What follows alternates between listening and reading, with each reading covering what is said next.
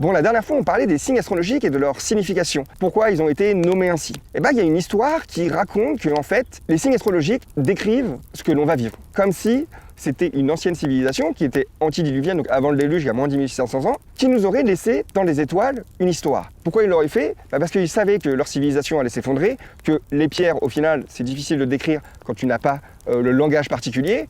Alors, raconter une histoire au travers de symboles et au travers des étoiles était le seul moyen de le perpétuer dans le temps. Cette histoire, elle raconte différentes phases, les différentes ères. Les ères, donc du coup, de notre civilisation. Ces ères, par exemple, on peut les voir concrètement dans des anciennes cultures, comme si à ce moment-là, en fait, on observait vraiment cette constellation et on l'a divinisée un petit peu. Par exemple, dans l'ancienne Égypte, on va avoir le taureau. On va avoir beaucoup de structures, de constructions de taureaux. Par exemple, à Saqqara, où on va retrouver aussi le bœuf, la vache, chez les Védas en Inde.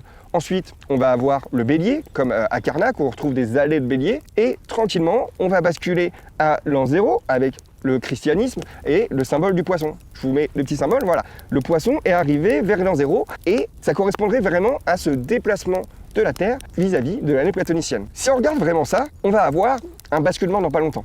C'est peut-être aussi ce que les Mayas prédisaient avec leur calendrier, je ne sais pas si vous vous souvenez, fin du monde en 2012, bon, on est encore là, mais c'était peut-être pas une fin du monde comme on l'entend, c'était peut-être juste un renouveau, comme l'apocalypse. Parce que l'apocalypse, on l'entend souvent comme une fin des temps, alors que l'apocalypse, ça veut dire le début d'une nouvelle ère. Donc ça, c'est pareil, il va falloir qu'on fasse attention aux mots, à leur utilisation et à leur sens de base. Comme, par exemple, tout bête, le mot Dieu veut dire celui qui apporte la lumière.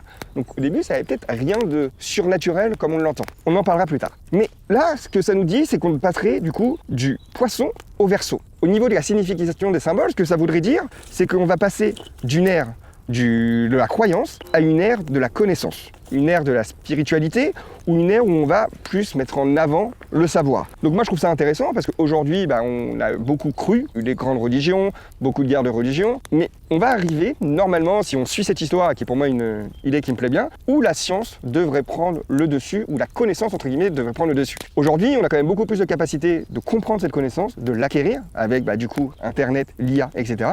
Alors, est-ce qu'au final, toute notre histoire ne serait pas écrite dans les étoiles? Qu'est-ce que vous en pensez, vous?